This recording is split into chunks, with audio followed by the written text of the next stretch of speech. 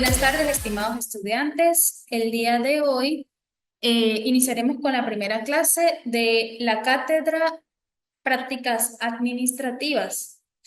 Para ello vamos a ver lo relacionado con el acto administrativo y sus requisitos de validez. Para empezar, debemos especificar o explicar qué se entiende por acto administrativo.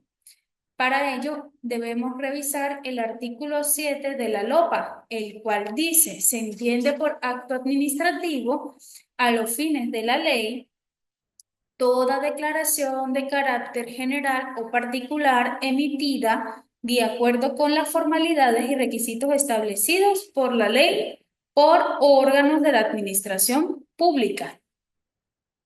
Ahora bien, ¿cuáles son los requisitos, los elementos del acto administrativo? Todo acto administrativo tiene elementos generales y elementos específicos. Los elementos generales hacen referencia a aquellos elementos compuestos por formalidades que siempre deben estar presentes en todo acto administrativo y se clasifican en, primero, el elemento subjetivo. Se componen de un sujeto activo representado en la persona que dicta el acto administrativo, ya sea un órgano o un ente de la administración pública, y se debe resaltar que la persona que realiza esta actuación debe estar facultada por la ley atendiendo al principio de competencia y un sujeto pasivo personificado en el administrado, el particular o el ciudadano, quien es la persona que va a recibir una indicación o resultado por parte de la administración pública. Nuestro segundo elemento es el objetivo o contenido. Es la parte dispositiva del acto administrativo donde se encuentra la manifestación de voluntad a través de la cual autoriza, ordena o concede un permiso. En otras palabras, son los elementos que permiten determinar la naturaleza del acto administrativo, el cual puede ser positivo o negativo. Y a su vez puede ser explícito para poder desarrollar con claridad o precisión lo que está autorizando o sancionando, pudiendo tener un contenido eventual cuando depende de la administración pública y no de la ley. El tercer elemento de estos elementos generales es el elemento teleológico o finalístico. Son aquellos elementos que responden a la satisfacción del interés general establecido en la norma.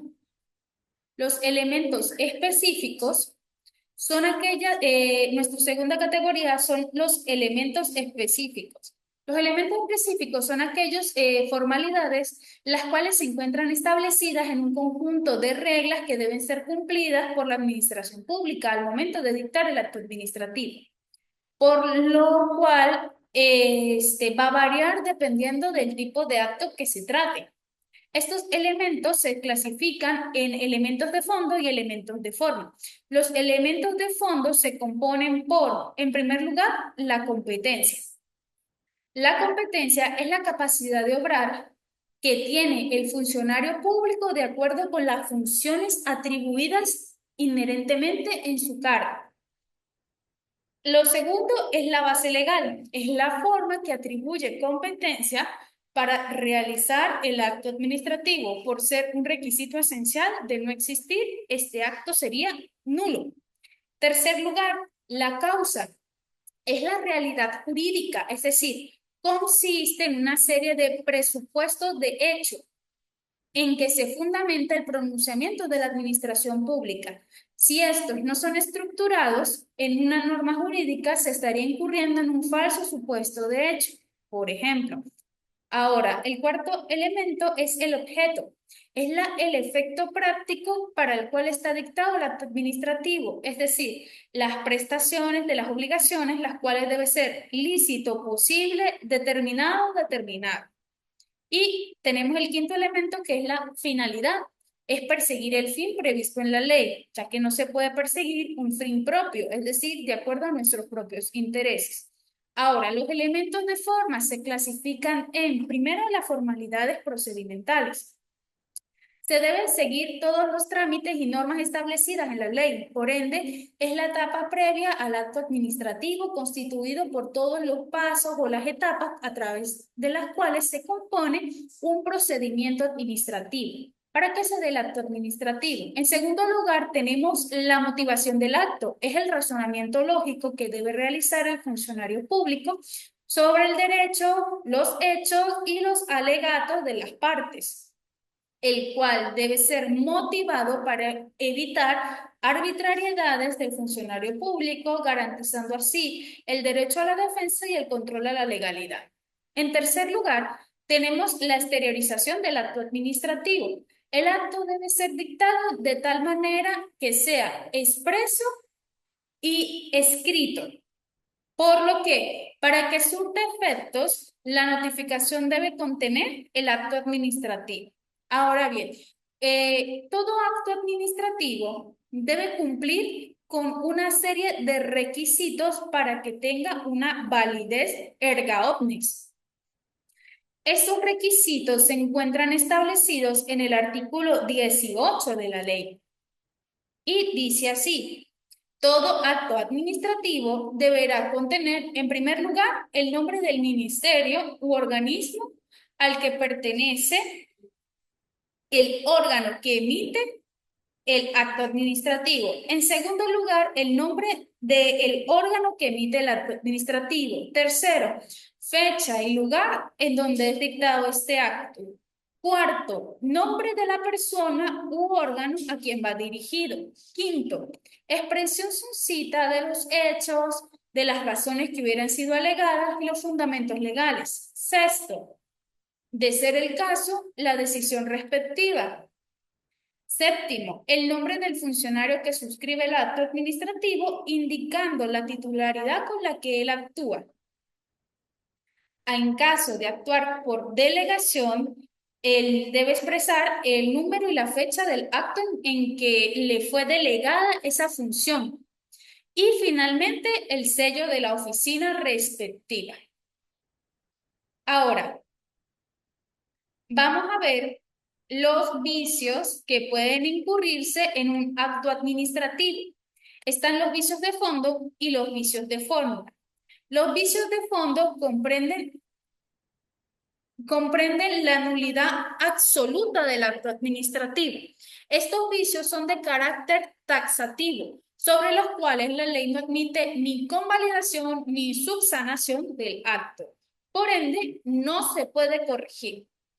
¿Cuál es el fundamento legal de este tipo de vicios? El artículo 19 de la LOPA, el cual señala: todos los actos de la administración pública serán absolutamente nulos en los siguientes casos. Primero, cuando así esté expresamente establecido en una norma constitucional o legal. Segundo, cuando resuelvan un caso precedente decidido con carácter definitivo y que haya creado derechos a particulares. Tercero, cuando su contenido sea de imposible o ilegal ejecución. Y cuarto, cuando hubiere sido dictado por autoridades manifiestamente incompetentes, o significa que es eso, o que esta autoridad es competente, pero no cumplió con todos los pasos del procedimiento legalmente establecido para poder emitirse este acto administrativo. ¿Qué efectos acarrea este tipo de nulidad? Bueno, pues que puede ser impugnado en cualquier momento, no puede ser convalidado, produce efectos hacia el pasado y hacia el futuro. No crea derechos y obligaciones, son vicios de orden público. El vicio afecta aspectos sustanciales del acto y no produce ningún efecto en cabeza del administrador. Ahora bien, este tipo de vicios se fundamenta o se clasifica en una serie de vicios. El primero es el vicio por incompetencia. Ocurre cuando el funcionario no tiene atribuida el conjunto de funciones que señala sostener. Es decir, no tiene atribuciones para resolver este asunto.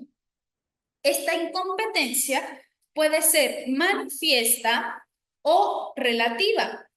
La manifiesta ocurre cuando el acto administrativo se encuentra contemplado en el artículo 18, numerales 1, 2 y 7, que se traduce en la figura de competencia consagrado en el artículo 136 de la Constitución. Como un elemento esencial del derecho público. De esta manera, las actuaciones de los mismos están sometidas a la ley y solo pueden hacerlo lo que ellos le permiten. La nulidad será consecuencia jurídica de la inobservancia del aludido principio. Por ende, se puede subclasificar esta incompetencia manifiesta en constitucional y legal. La incompetencia manifiesta constitucional es un tipo de incompetencia que ocurre cuando son funciones propias del Estado, como sucede primero con la usurpación de autoridad. Ocurre cuando una persona sin investidura pública ni competencia asume funciones públicas propias de la administración pública. Dicha situación está prevista en la Constitución en el artículo 138 y tal cual señala: toda autoridad usurpada es ineficaz y sus actos son nulos. El segundo tipo de incompetencia manifiesta constitucional es la usurpación de funciones. Este supuesto se da cuando una autoridad legítima invade la esfera de competencias que la Constitución le atribuye exclusivamente a un órgano perteneciente a una rama del poder público, que sea diferente, incurriendo en incompetencia, de manera que aquí se viola la norma constitucional específica de la competencia establecida en el artículo 136 de la Constitución. El poder público se distribuye en municipal, estatal y nacional. Asimismo, el nacional se divide en legislativo, ejecutivo, judicial, ciudadano y electoral. Cada una de estas ramas tiene sus propias funciones propias, pero los órganos a los que incumbe su ejercicio colaborarán entre sí en la realización de los fines del Estado. Ahora, la incompetencia legal es un tipo de incompetencia que ocurre cuando la violación de funciones se encuentra establecida en la ley, como sucede con la extralimitación de funciones o de atribuciones y la falta de legitimación. La extralimitación de funciones o de atribuciones se presenta en el ejercicio de un órgano o un ente de determinadas funciones con invasión o interferencia en la esfera de atribuciones que no le corresponden y que le están específicamente señaladas a otro órgano en el interior de la misma rama del poder público o en la realización por parte de una autoridad administrativa de una actuación para la cual no tiene una competencia legalmente expresa. La falta de legitimación se refiere a aquella cualidad del órgano que lo habilita para actuar válidamente en casos determinados para los cuales es competente, como lo sería la necesaria intervención de otro órgano dotado de potestad de control a través de una autorización o aprobación administrativa. Ahora bien, la incompetencia relativa es una incompetencia estudiada por Araujo Juárez, en la que señala que en ella se ve inmiscuido el elemento subjetivo y la clasifica en dos tipos: jerárquica y temporal. La jerárquica, de acuerdo a Araujo Juárez, ocurre cuando existe un desconocimiento de la competencia jerárquica o por razón del grado por parte de la autoridad administrativa. Solo produce como regla un supuesto de incompetencia relativa. Por consiguiente, origina únicamente una anulabilidad o nulidad relativa, por lo que puede ocurrir dos situaciones. En este supuesto, si se puede convalidar el acto, un superior lo convalida o el superior rehace el acto y el que se hizo por el incompetente queda anulado. Ahora, el temporal se configura cuando el acto administrativo ha sido dejado de dictarse. Habla del silencio negativo, el silencio administrativo negativo, o ha sido dictado fuera del tiempo establecido por la ley, siendo que en el último caso solo será anulable, anulable de nulo absoluto, cuando así lo imponga la naturaleza del término o del plazo. En estos casos, la irregularidad solo dará lugar a la posible exigencia de responsabilidad al funcionario público causante de esta demora si hubiese lugar a ello.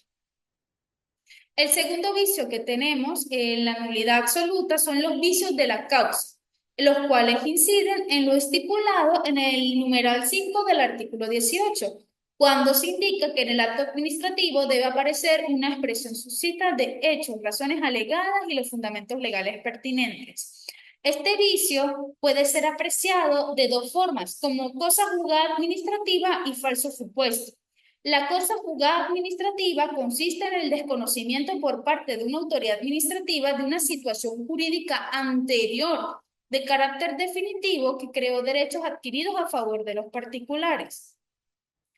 ¿Qué quiere decir esto? Existe una decisión que anteriormente creó cierto tipo de atribuciones o evitó de repente la implicación de unas personas en algún tipo de hecho delictivo a nivel administrativo, que debido a esto, cuando vuelve a aparecer la misma situación, posteriormente se debe aplicar la misma solución por una uniformidad de criterio.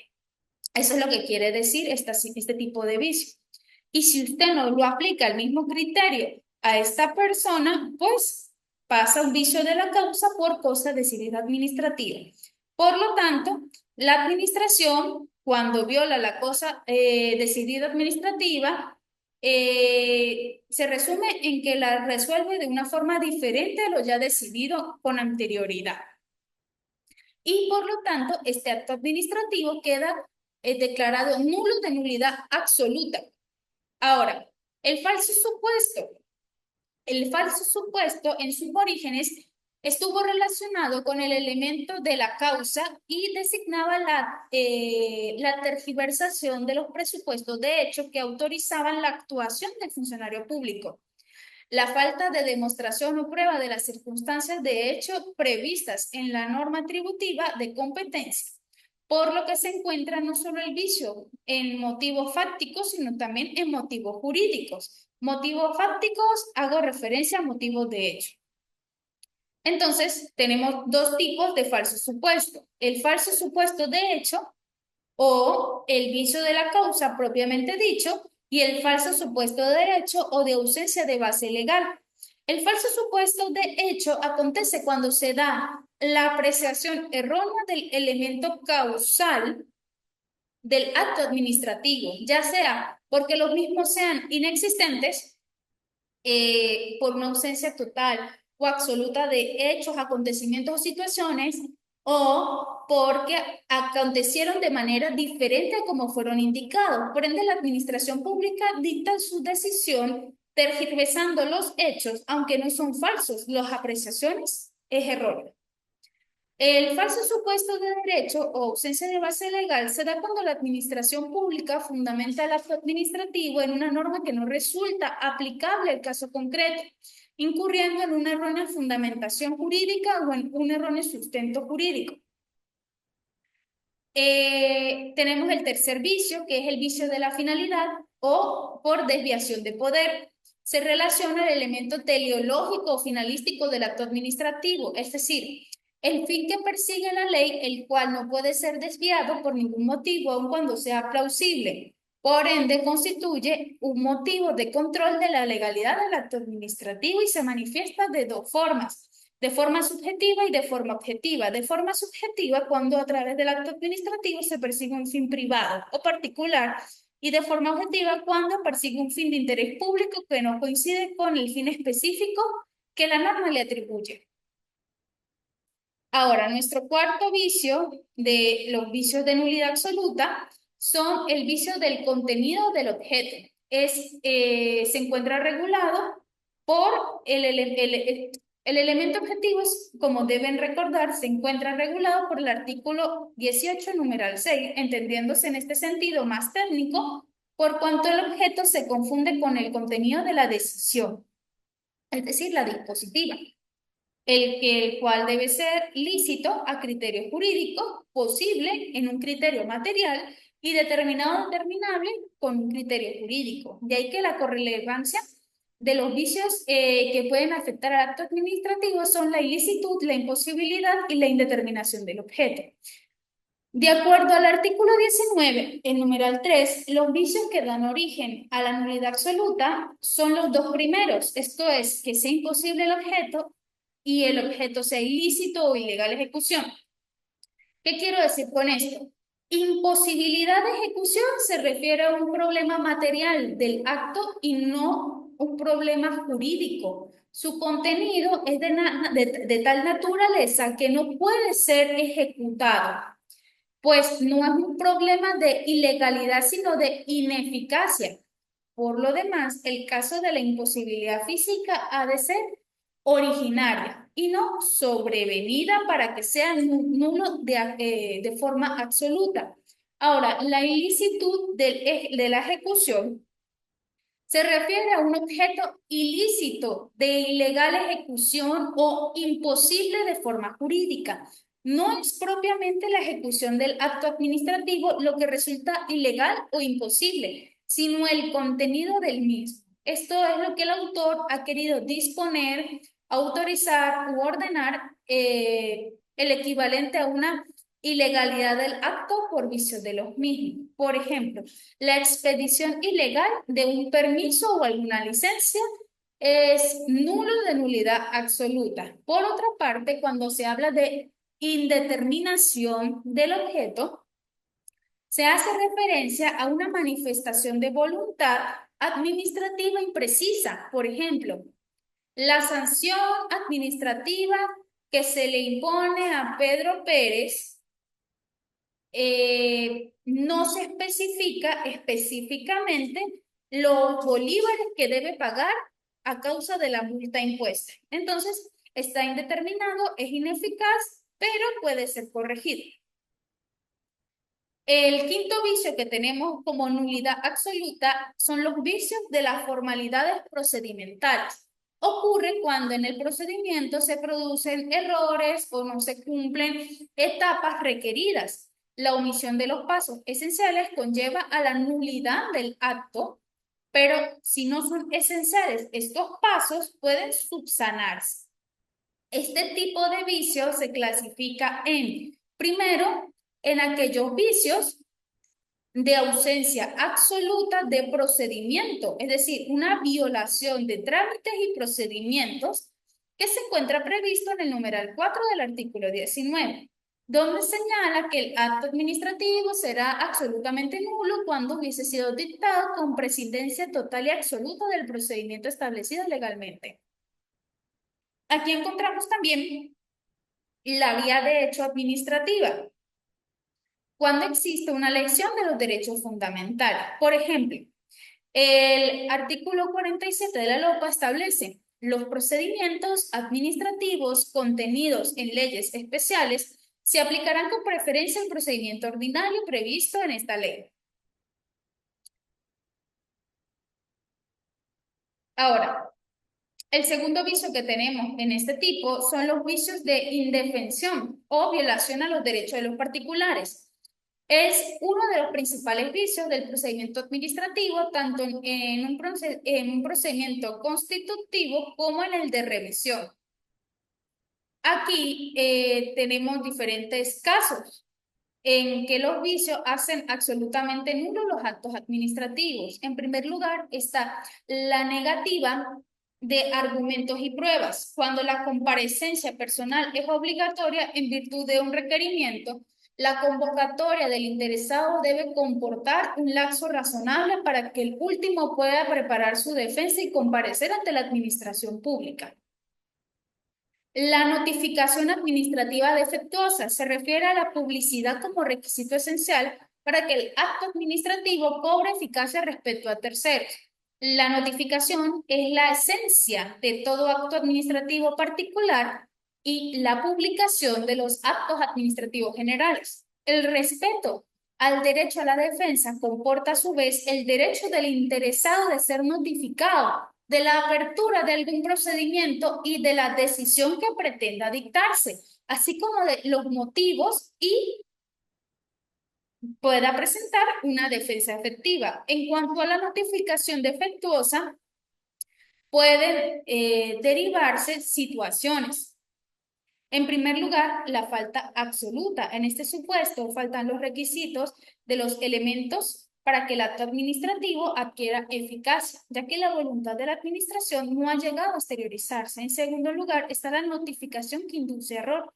Se produce cuando el interesado hace caso omiso a las indicaciones administrativas e instaura un recurso administrativo o jurisdiccional que se le ha indicado siendo este improcedente.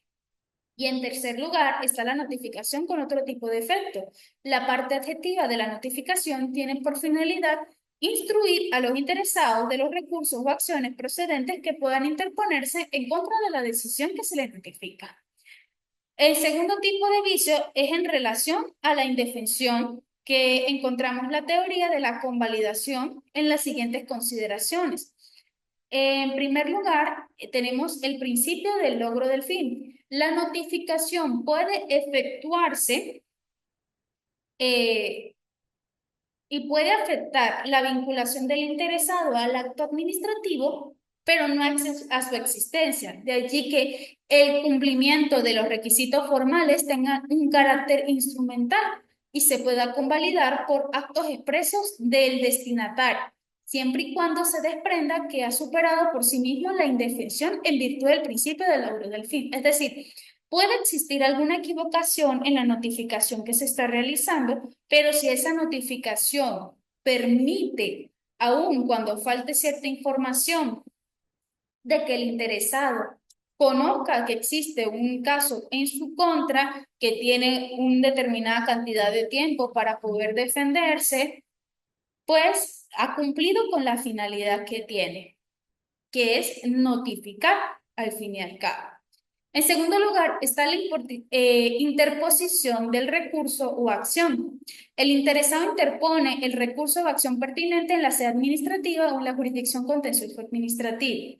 En segundo lugar, está la manifestación voluntaria. El interesado voluntariamente manifiesta de manera expresa que se da por notificado, no obstante, la ausencia absoluta de la notificación administrativa. A veces ocurre que existen casos en la administración pública en donde hay varias personas que se encuentran inmersas en una misma causa y de repente de 4 personas solo se ha notificado a 2 y ellos les notifican verbalmente a los demás, aun cuando la administración pública no les ha hecho partícipe de esa situación, que hay una causa abierta en su contra.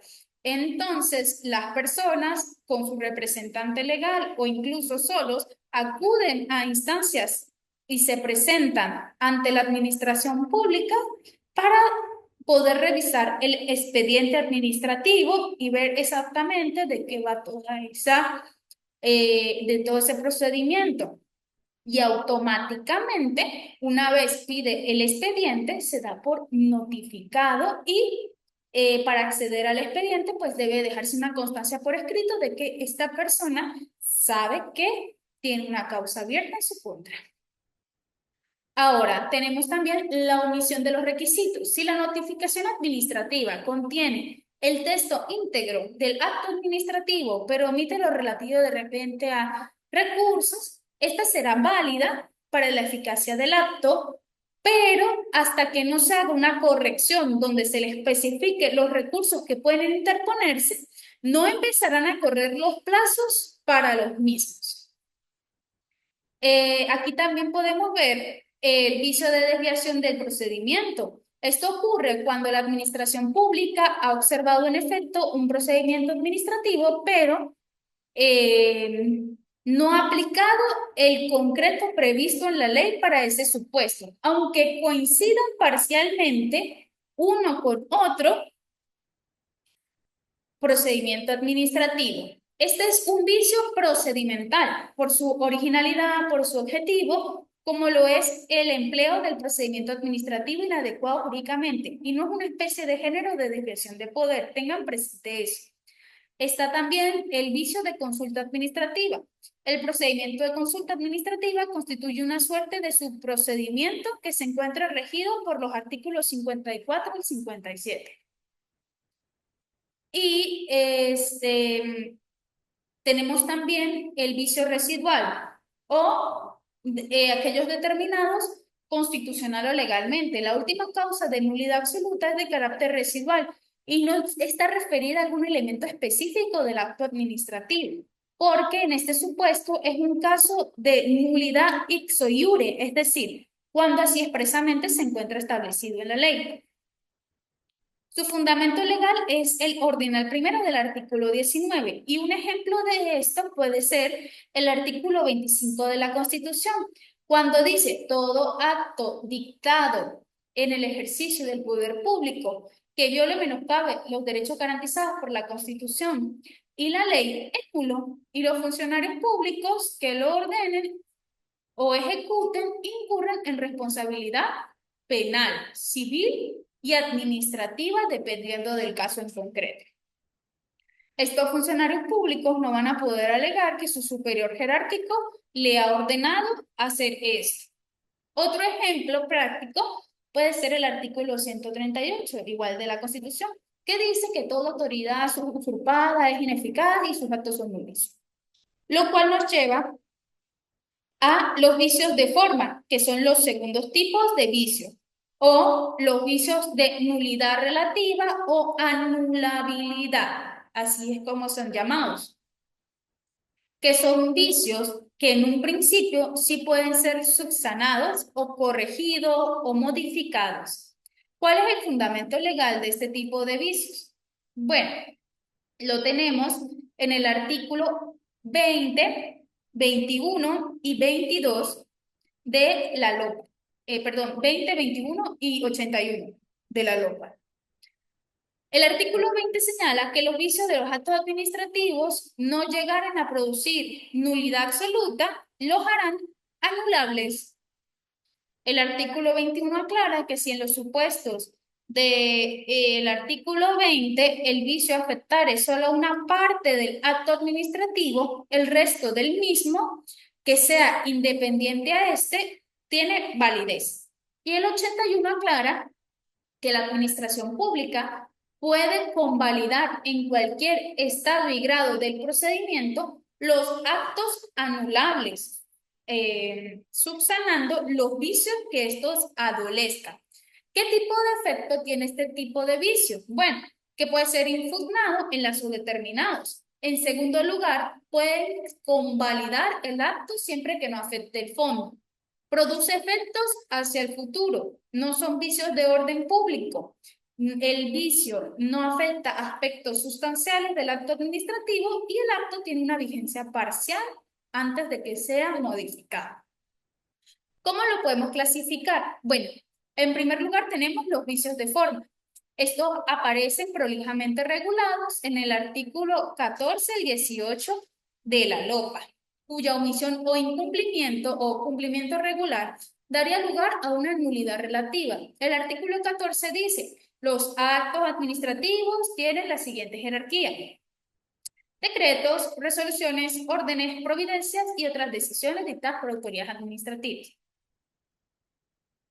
El artículo 15 señala que los decretos son decisiones de mayor jerarquía dictadas por el presidente de la República y en su caso serán refrendados por aquel o aquellos ministros a quien les corresponda la materia.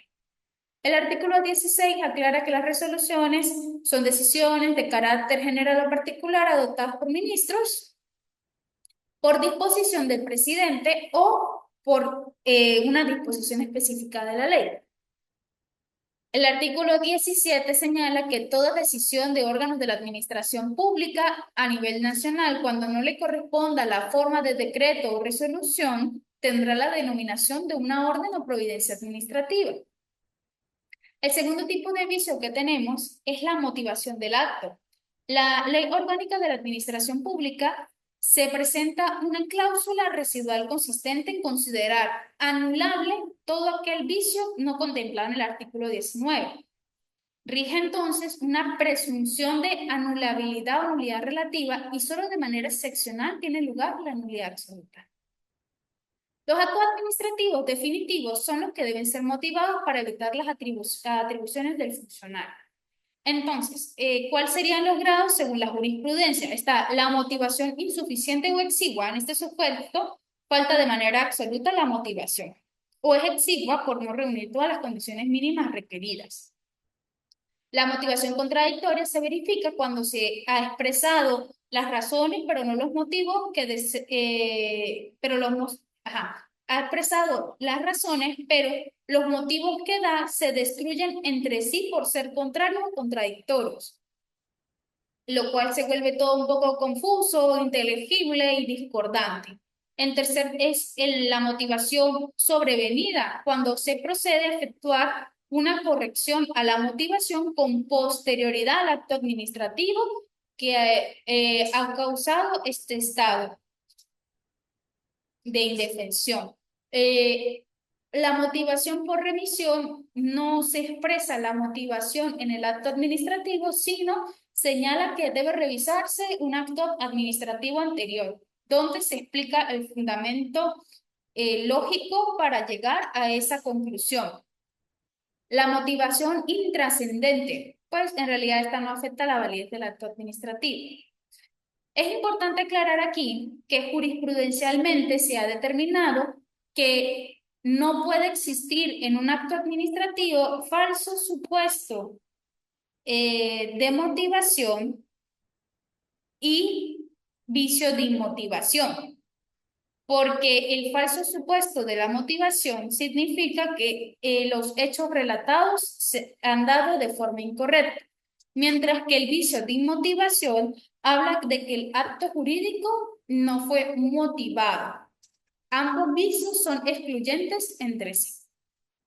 ¿Qué tipo de efectos jurídicos acarrea? Bueno, en nulidad en un primer momento, el vicio de inmotivación constituye un serio indicio de que no han sido respetadas las directivas de actuación establecidos por los principios de buena administración. De ahí que el requisito de la motivación debería ser mirado por la administración pública no como una formalidad para cumplir un mandato de ley, sino como una necesidad derivada de la misma naturaleza del Estado de Derecho. Ahora, lo segundo es la incompatibilidad, pues la jurisprudencia ha sostenido que el vicio de inmotivación y el falso supuesto son excluyentes, que era lo que les estaba diciendo. Pues si se afirma que el acto administrativo está inmotivado y que se desconocen los motivos que tuvo la administración pública para dictarlo, no se puede al mismo tiempo decir que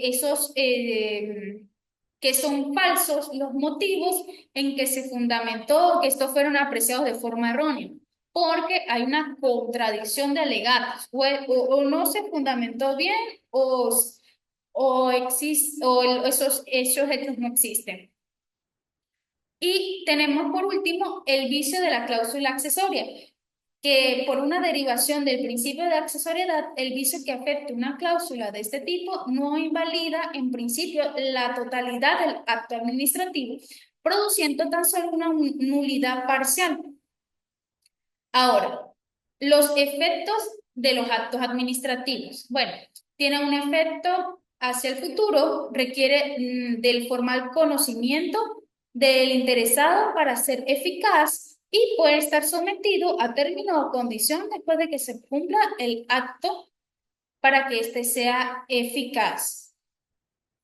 Con esto podemos entonces a pasar con la parte práctica para determinar si el acto administrativo cumple o no con los requisitos de validez establecidos en el artículo 18. Para ello, yo les voy a mostrar una gaceta oficial del Estado Táchira. Déjenme compartir pantalla con ustedes.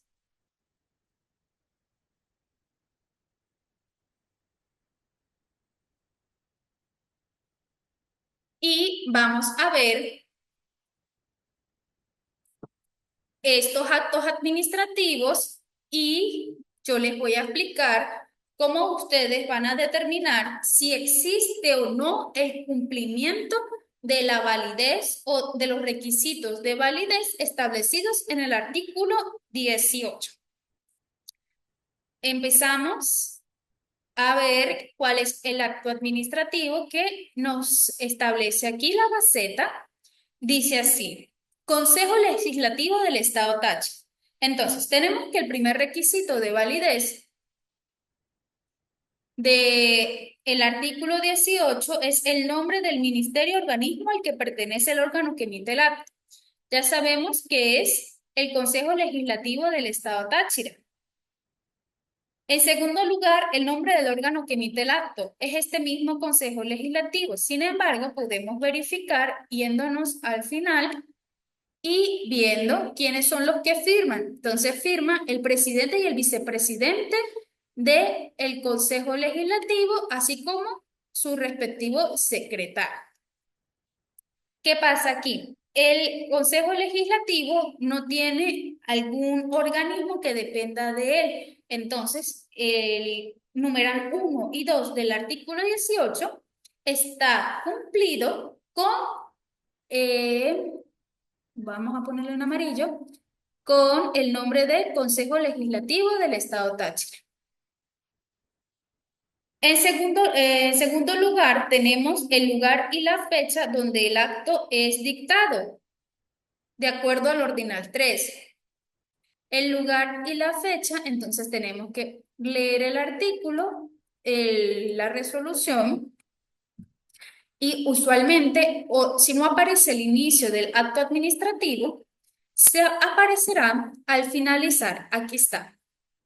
¿Dónde fue el lugar y la fecha en que fue dictado? Aquí dice, dado, firmado y sellado y refrendado en el Salón de Sesiones Ligia Montoya del Consejo Legislativo del Estado Táchira en la Villa de San Cristóbal a los 30 días del mes de mayo del 2023. Lugar, San Cristóbal, fecha 30 de mayo del 2023. Con esto cumple el ordinal 3. Cuarto, ordinal, nombre de la persona u órgano a quien va dirigido. Entonces tenemos que leer las partes de acuerda. Primero se realiza una sesión especial el día de 3 de julio del 2023 en el Cerro El Chimborazo, área de amortiguación del Parque Nacional Chorro el Indio a las 10 a.m. con motivo de celebrar el Día Mundial del Ambiente, Día del Árbol y el 17 aniversario de la misión AR.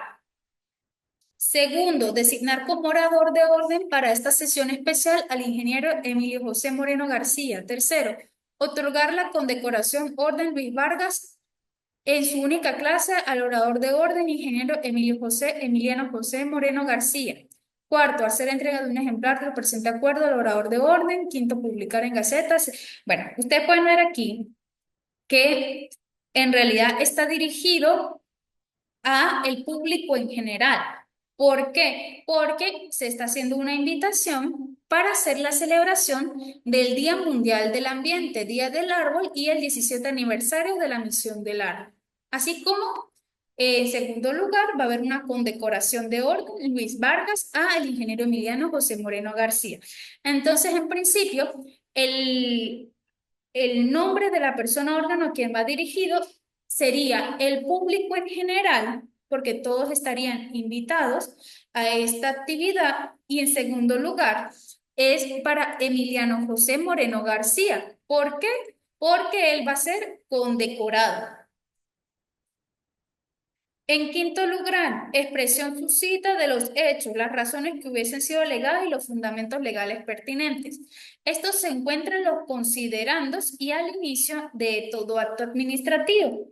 ¿Por qué? Bueno, en este caso, empieza con las atribuciones del Consejo Legislativo. El uso de atribuciones legales. Entonces ellos empiezan a decir que en el numeral 2 del artículo 103 de la Constitución del Estado Táchira les da la función de... Ajá, está... Ellos están ejerciendo o están emitiendo este acto como consecuencia de las funciones del numeral 2 del artículo 103 de la Constitución del Estado Táchira, en concordancia al artículo 40.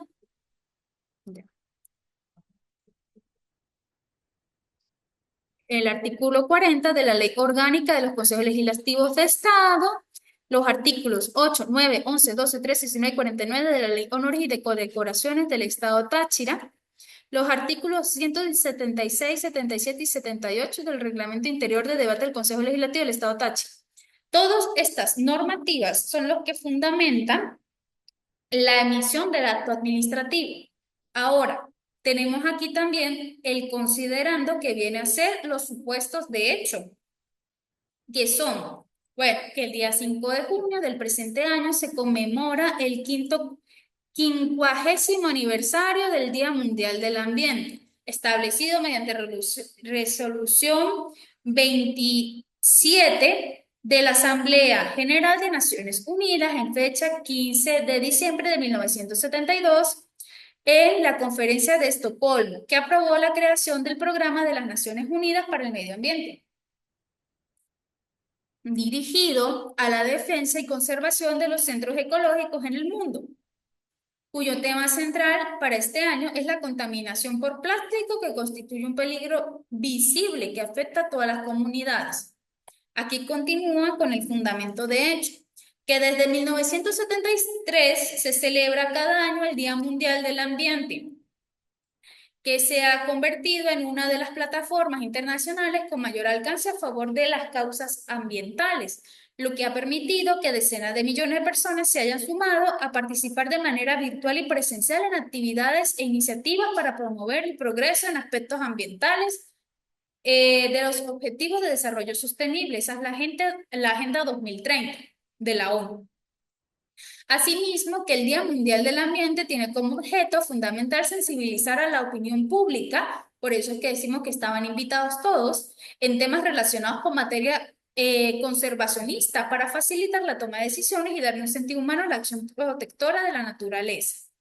Que el Ejecutivo Nacional, el 29 de mayo de 1948, decretó el araguaney como árbol nacional y se tuvo ese día como Día del Árbol. Posteriormente, por resolución de fecha 19 de julio de 1951, emitida por el Ministerio de Educación, se dispuso celebrar en la última semana de mayo la Semana del Árbol, tomando como el Día del Árbol el último domingo del mes de mayo.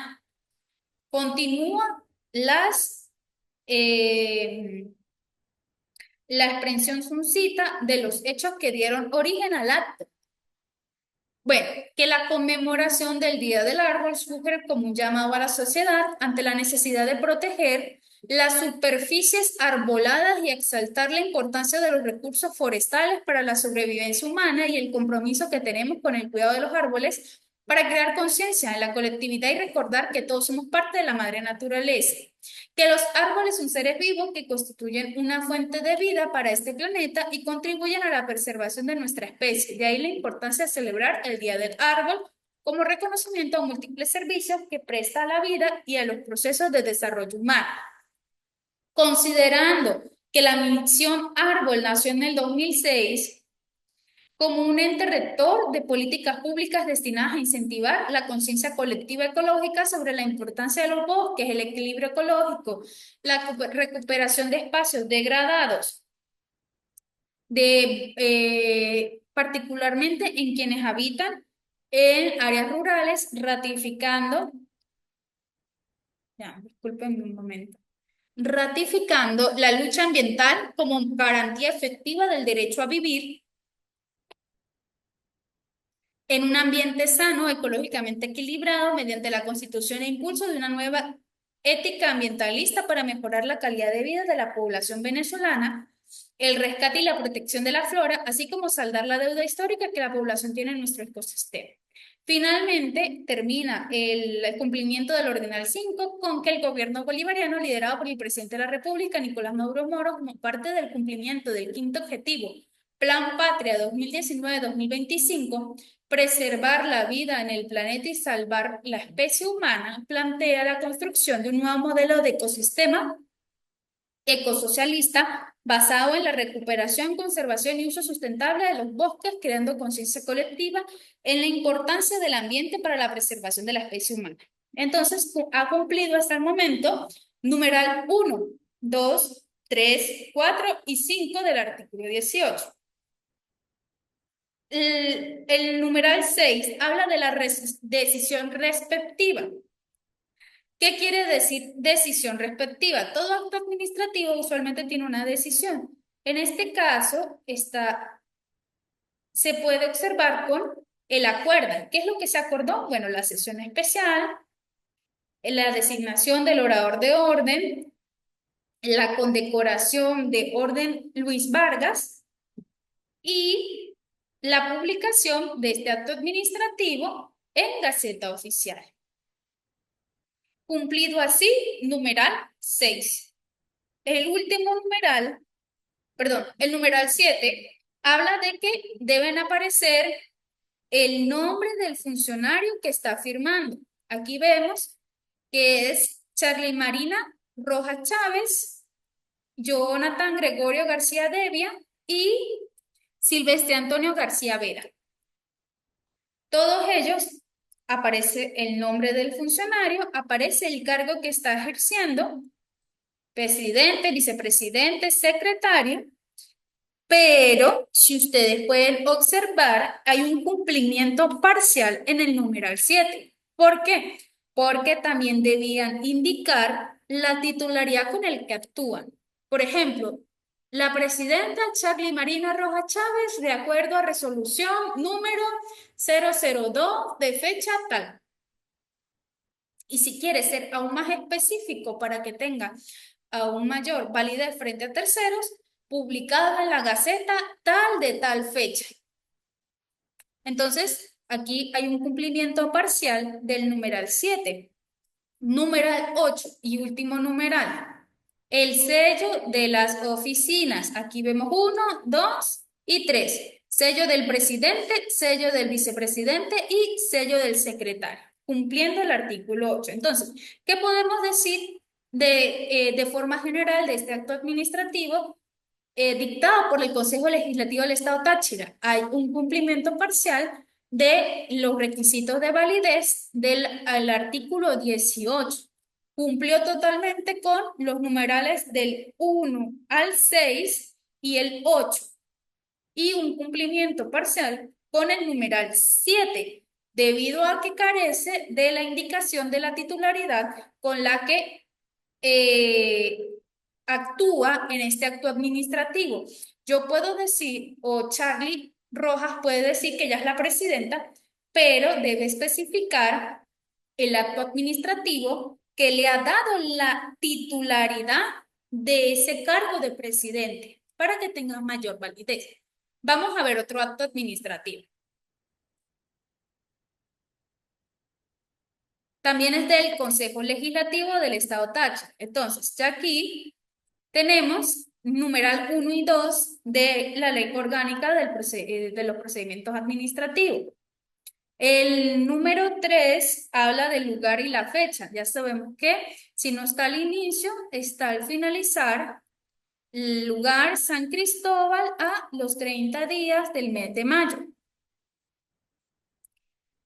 El 4 habla del nombre de la persona o órgano a quien va dirigido. Bueno, vamos a revisar que está dirigido a José Omar Fernández, conocido artísticamente como Omar Ferrer, Patrimonio Histórico Cultural Viviente del Estado Táchira. Este acto administrativo está dirigido a esta persona en que, donde se le va a hacer entrega un ejemplar de que fue denominado como Patrimonio Histórico Cultural del Estado.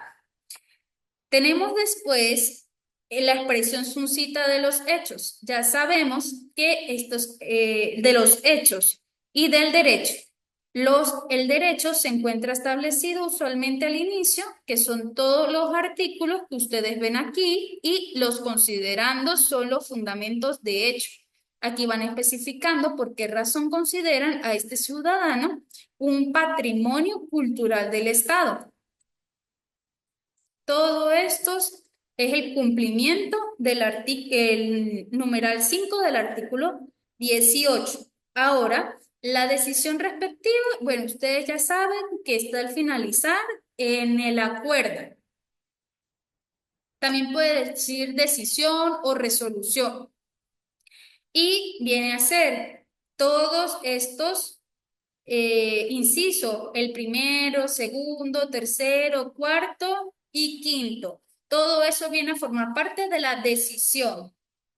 El séptimo, bueno, ya sabemos que el nombre del funcionario que lo suscribe. Aquí está, Charly Marina Rojas Chávez, Jonathan Gregorio García Devia y Silvestre Antonio García Vera, con indicación de titularidad con la que actúan.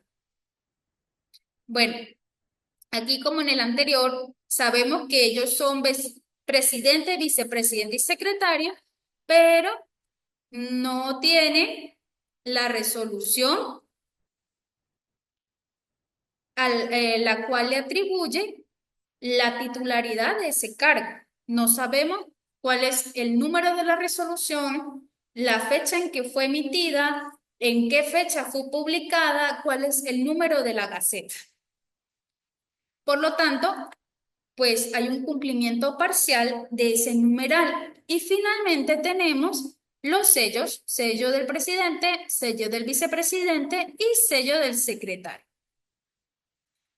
Bueno, muchachos, con esto ustedes ya saben de qué forma pueden verificar exactamente si un acto administrativo ha cumplido o no con los requisitos de validez y si éste puede tener algún efecto frente a terceros.